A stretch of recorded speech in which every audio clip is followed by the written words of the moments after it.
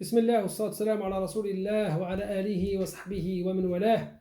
الحمد لله تعالى حق حمده، والصلاة والسلام على من لا نبي بعده. اللهم صل وسلم وبارك وأكرم وأنعم على سيدنا محمد وعلى آله وصحبه أجمعين.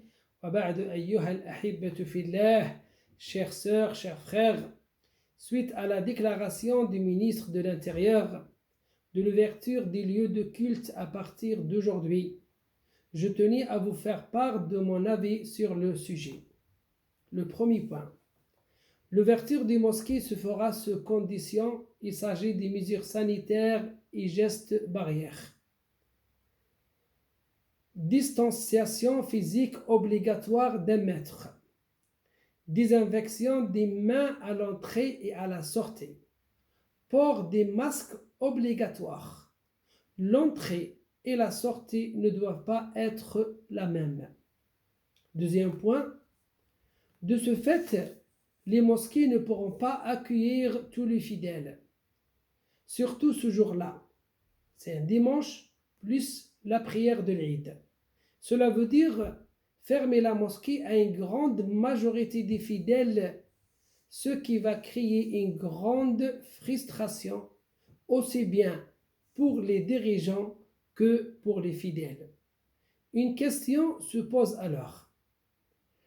Quelle personne aura le droit de rentrer et quelle personne n'y aura pas droit? Tout cela va créer beaucoup de soucis et de problèmes à l'entrée des mosquées. La prière ne se fera pas donc dans de bonnes conditions. Le troisième point, la prière de l'Eid n'est pas obligatoire. Elle peut se faire en famille à la maison. Et ce sera l'occasion de créer dans chaque foyer une mosquée. Car la prière à la maison vaut la prière à la mosquée dans cette période particulière.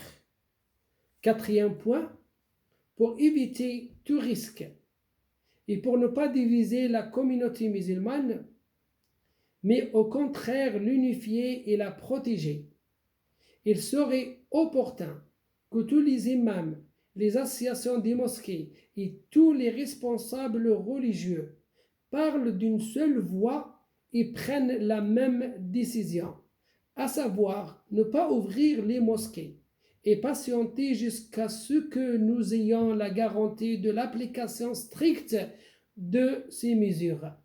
Qu'Allah nous aide pour passer cette dure épreuve et Inch'Allah qu'il nous permette de nous retrouver dans sa maison dans les bonnes conditions. Amin. Assalamu alaikum wa rahmatullahi wa barakatuh.